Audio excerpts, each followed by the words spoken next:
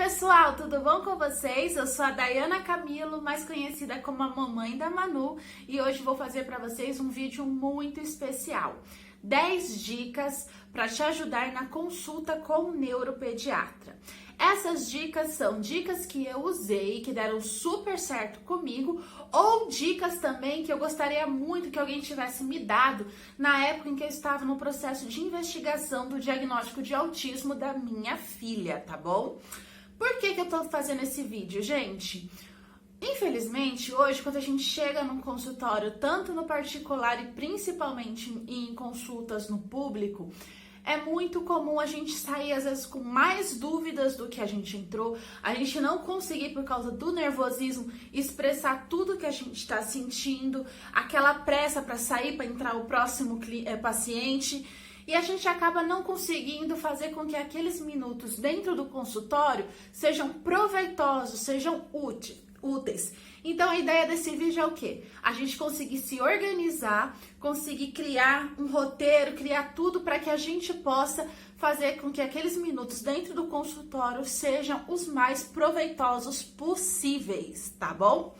Antes de começar a primeira dica, já vou pedir para vocês deixar o like de vocês e se inscrever no nosso canal. Gente, não esqueçam de se inscrever, não esqueçam de apertar no joinha do gostei, que isso ajuda muito o nosso canal a crescer, tá bom? Vamos lá, já tô aqui com as dicas todas anotadinhas. Dica número 1, organize um roteiro. Como assim organizar um roteiro, gente? São muitas informações, são muitas coisas que a gente precisa falar e é muito bom que antes de você entrar no consultório, você organize mentalmente qual é a sequência melhor para que você aborde todos os temas. Você primeiro chegar, você contar o que está acontecendo, quais são as características que seu filho está apresentando, que você considera que esteja fora do esperado, que material você levou, se você levou relatórios, se você levou vídeo, fotos, enfim, você começar um começo, um meio e um fim, para que você consiga expor tudo de forma clara, tudo que você precisa falar com o neuropediatra. Então é bom você, antes de entrar no consultório, meio que você ensaiar na sua cabeça o que você precisa falar. Leva uma cola, gente, não tenha vergonha. Faz uma anotaçãozinha do que você precisa, de todas as dúvidas que você precisa tirar e leve para o consultório, tá? Lembrando que sempre a gente precisa ser muito objetivos quando a gente está lá dentro. A gente precisa ser muito claro, muito objetivo, chegar muito rápido nas questões que a gente precisa abordar. A gente precisa fazer com que a consulta renda o máximo possível. Dica número 2. Se possível, gente, eu sei que infelizmente não dá para todo mundo, mas se possível, leve um acompanhante. Por quê? Porque é necessário na consulta, obviamente é necessário na consulta levar a criança. A criança, ela normalmente já tem medo de médico, ela fica irritada, presa dentro de um consultório pequeno, ela tá agitada, tá assustada, e se você estiver sozinha com a criança, você vai passar mais tempo se preocupando em acalmar seu filho, em conter o seu filho, do que propriamente conversando com o médico. Se você levar um acompanhante, esse acompanhante vai ficar responsável em ficar com a criança enquanto você conversa com o neuropediatra. Porque você, mãe, você, pai, é quem mais entende, mais sabe, mais está acompanhando o dia a dia da criança. Então é importante que você consiga falar livremente. O que precisa orientar o acompanhante? Não é para conter a criança, não é para fazer com que a criança fique quieta. É simplesmente para impedir que a criança atrapalhe demais a conversa, que ela possa se machucar, que ela possa ficar extremamente desregulada. Por quê? Porque é para deixar a criança livre sim no consultório, porque enquanto o neuro estiver conversando com a mãe, ele também está observando o comportamento da criança. Então, a função do acompanhante é o quê? Simplesmente ficar de olho da criança para que ela não faça nada que ela possa machucar ou que ela possa exceder dos limites do comportamento dentro do consultório, quebrar algum aparelho, alguma coisa do tipo. Então, essa vai ser só a função do acompanhante, conter a criança para deixar com que a mãe esteja livre para conversar com o neuropediatra, tá? Terceira dica. Não se intimide com o tempo da consulta. Por que eu falo isso, gente?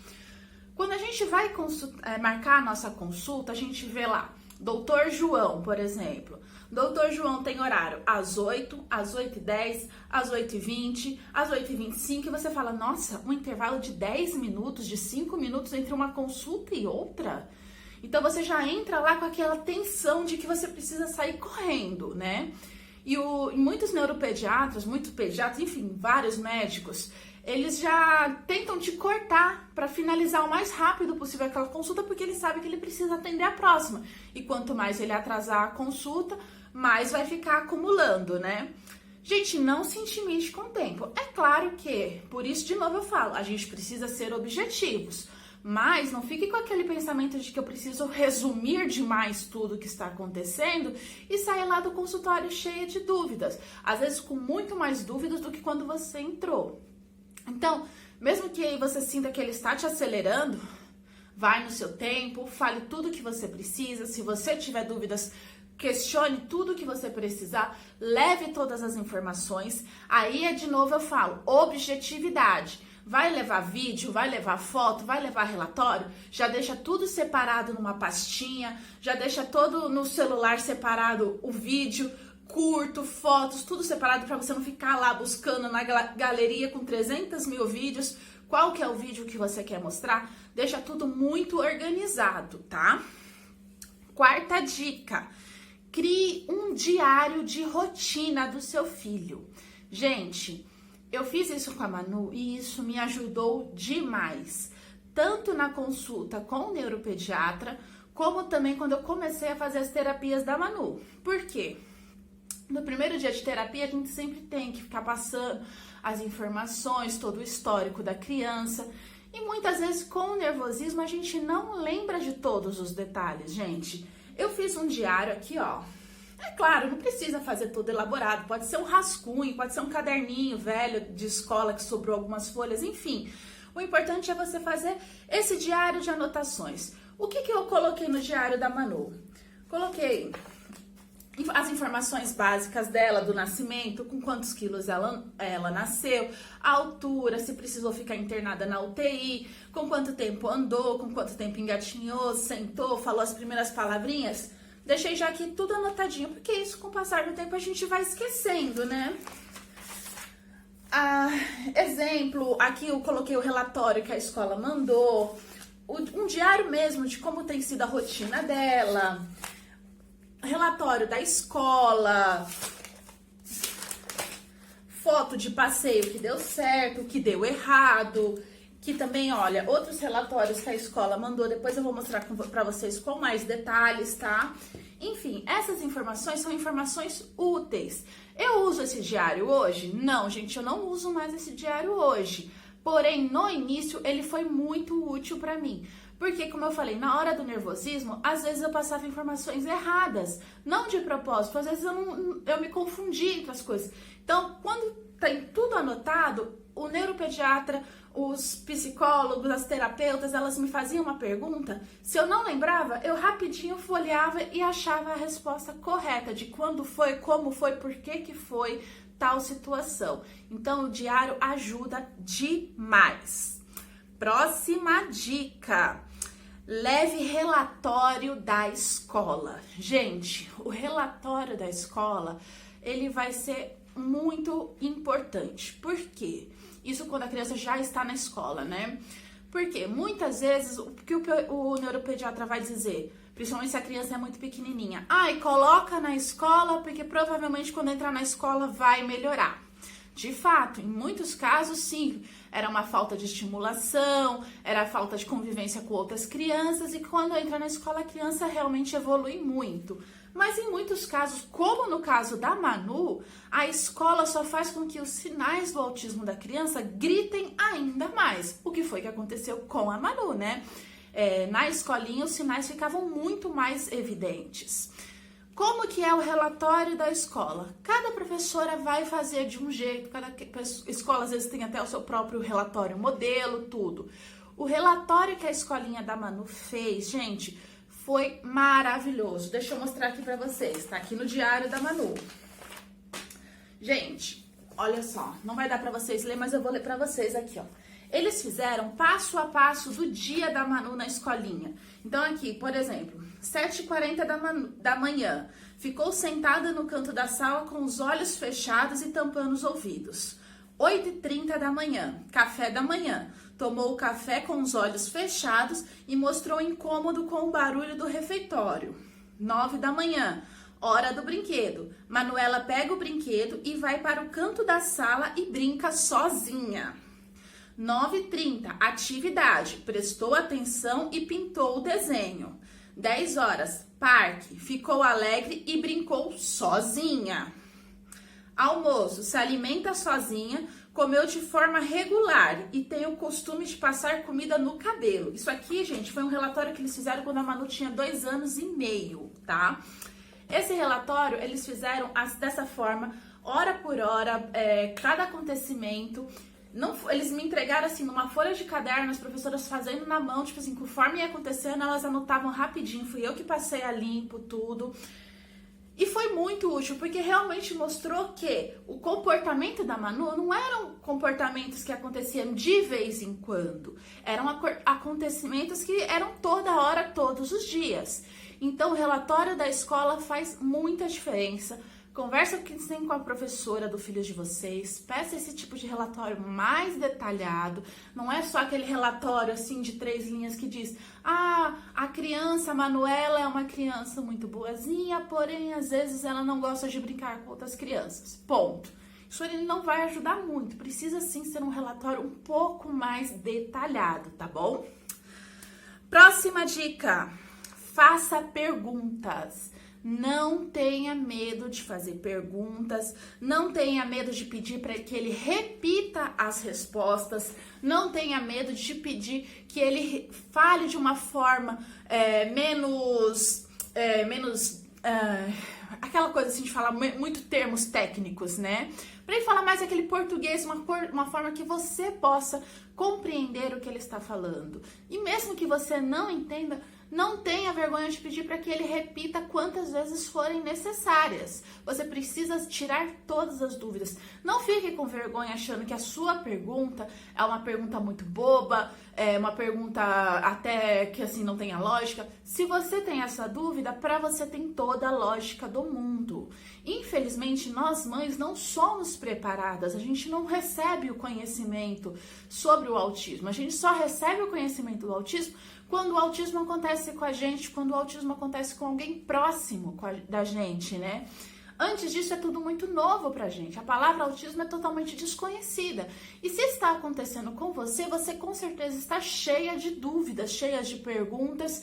E por mais que você já tenha ouvido essa resposta de mim ou de outras mães, cada criança é única, você quer saber se aquela resposta se enquadra com o que você está passando com o seu filho. Então pergunte sim, não tenha medo, não tenha vergonha de perguntar, não tenha medo de pedir para que ele esclareça para você coisas muito termos técnicos, muito difícil, tá bom?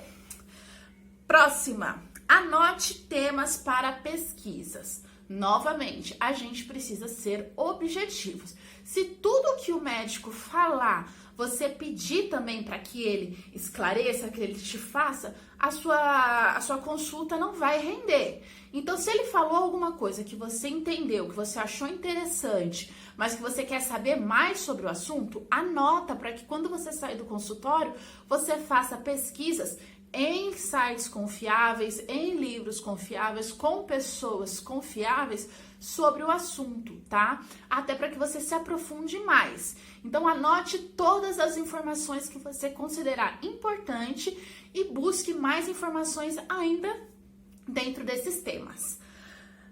Dica número 8. Não minta e nem omita informações. Por que eu estou dizendo isso, gente? Não que a gente vai chegar no consultório e mentir de propósito, omitir de propósito, mas às vezes por causa do nervosismo, por causa da defensiva, a gente acaba diminuindo alguns sinais da criança ou exagerando demais em alguns sinais da criança, escondendo algumas informações também. Isso a gente às vezes não faz por maldade. Às vezes a gente já tá tão assim nervosa porque a gente já falou tanta coisa do nosso filho que a gente começa a defender ele. Isso é um instinto nosso, né? Então, assim, por exemplo, a gente tá falando que a criança é muito agitada, é muito irritada, que a criança não presta atenção, que ela não atende comandos, que ela não atende quando é chamada, e aquilo vai começando a nos fazer mal, porque parece que a gente tá falando mal dos nossos filhos, e não é, e aí a gente começa pelo nosso instinto querer defender. E aí a gente começa a fazer o quê? Bom, mas assim, ele é um pouco agitado, porém ele é uma criança muito boazinha. Ai, mas ele é o mais carinhoso da família. Ah, mas ele é muito inteligente. E aí a gente começa a querer defender a criança e sair do foco. Então, gente, tudo que a gente está falando dos nossos filhos, a gente não está falando porque a gente está criticando nossos filhos, porque a gente está falando mal dos nossos filhos. Simplesmente a gente está buscando uma ajuda para melhorar a qualidade de vida dos nossos filhos. Então a gente vai ter que ser muito sincera em todas as informações. Nem omitir, nem exagerar, nem esconder nenhuma informação, tá bom? Dica número 9.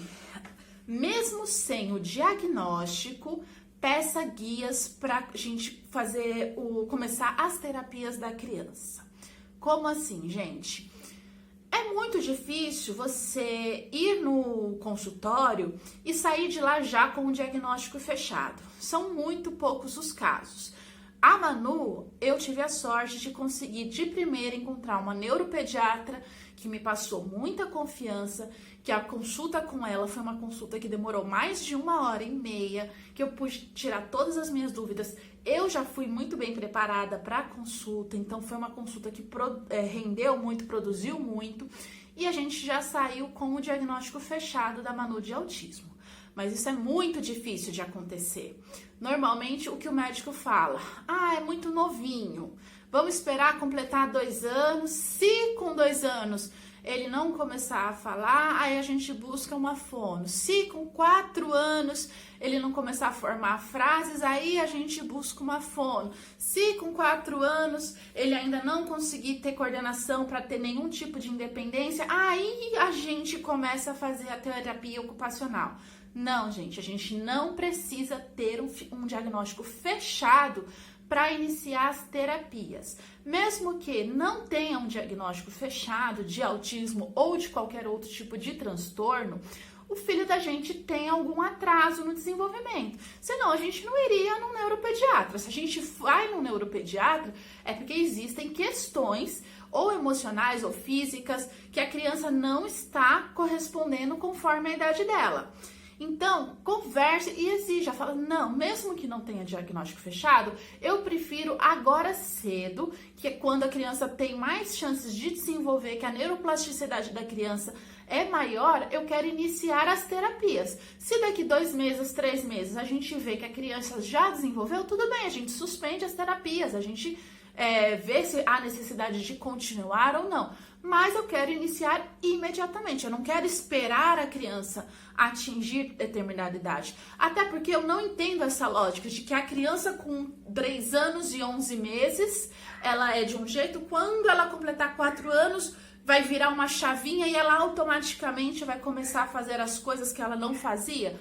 Não tem lógica, não tem o porquê a gente esperar. Então, insistam muito para que eles já deem as guias, principalmente, gente, quando é em situações do público. Por quê? Porque já vai demorar, infelizmente, para a gente conseguir as terapias pelo público.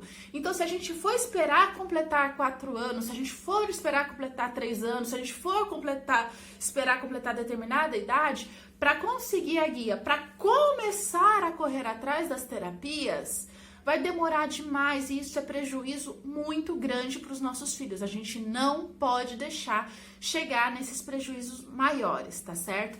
Então, mesmo que não tenha um diagnóstico fechado, gente, peçam para iniciar as terapias mesmo assim, tá bom? Última dica. Busque segunda, terceira, quarta, quinta opinião se você não se sentiu segura. Como eu falei, no meu caso, foi um caso de muita exceção. Eu me senti segura com a neuropediatra da Manu, eu me senti confiante, ela me passou segurança, ela me passou apoio, ela me passou amparo, fora do consultório também. Então, eu pude confiar já no primeiro diagnóstico que ela me deu. Mas caso não tivesse acontecido isso, eu com certeza teria buscado sim uma segunda, uma terceira opinião nas duas situações. Caso tenha dado assim, você entrou no consultório e sem avaliar direito a criança, ele já fechou um diagnóstico de que é autismo, eu iria buscar uma segunda, uma terceira opinião para verificar se realmente o que ele está dizendo é verdade, é o que condiz, ou se ele falou assim só pelos primeiros sinais que ele observou. E assim também, se ele descartasse o diagnóstico, eu também buscaria segunda, terceira opinião. Por mais que muitas vezes é importante, às vezes o médico descarta o diagnóstico e é o que a gente como mãe quer ouvir. E a gente acaba fechando os olhos. Então, gente, é o que eu falei, se a gente buscou um neuropediatra, é porque existem motivos para isso. Então, a gente precisa ter muita certeza do que o neuropediatra vai fechar. Se ele vai estar descartando, se ele vai estar fechando. As duas questões a gente precisa ter muita certeza, tá certo, pessoal? Bom, gente, essas foram as dicas. É claro que muitas situações não vão encaixar com todo mundo, mas eu acredito que essas ideias vocês possam adaptar para a realidade de vocês. Essas ideias vocês possam também mudar para conforme o que vocês estão precisando quando vocês forem para a consulta de vocês. Não se intimidem, perguntem tudo, façam tudo como vocês precisarem no tempo de vocês, tá certo? Bom, eu vou mostrar só mais um pouquinho aqui o diário da Manu, porque eu acho que tem algumas coisas aqui que é interessante, olha. Gente, eu fiz isso aqui no Word mesmo, não peguei em lugar nenhum, eu mesmo fiz no Word, que é uma rotinazinha da semana, e eu dei para as professoras, isso na creche da Manu. Então tem os dias da semana, segunda, terça, e as características principais que a Manu apresentava, que era choro sem motivo aparente, se isolou, fechou os olhos e tapou os ouvidos, não participou das atividades, precisou sair da sala para se acalmar. Aí tá aqui, ó, os dias da semana e as questões. E aí sempre que a Manu fazia, elas faziam um xizinho ou marcavam quantas vezes naquele dia ela tinha acontecido. O porquê que eu fui fazer isso, gente? Porque eu queria ver se a terapia estava dando certo, quais eram os resultados que a Manu estava tendo. E aí, olha, deixa eu pegar aqui para vocês, ó. As professoras começaram a me mandar como que tinha sido tudo. E eu fui notando que conforme elas foram me mandando, cada vez mais tinham menos anotações, né? Então, por exemplo, na primeira semana tinha 3 anotações por dia de que ela fechou o olho. Na segunda semana só tinham 2. Na terceira semana só tinha uma vez em alguns dias da semana. Então, eu pude ter essa noção de o quanto cada questão estava melhorando e quais eram as questões que não estava tendo uma evolução. E aí, quando eu tinha novamente consulta com o neuropediatra ou quando era dia de terapia, eu podia levar essas questões para eles, para que eles me orientassem, como também orientar as professoras, né? Então, eu pegava a informação do neuropediatra e das terapeutas e levava para a professora. É uma parceria, tá? Enfim, ajudou bastante. Qualquer coisa, se vocês quiserem foto de algum desses relatórios, o relatório da escola ou então essa planilhinha, me manda uma mensagem no meu direct no Instagram que eu mando foto para vocês, tá bom?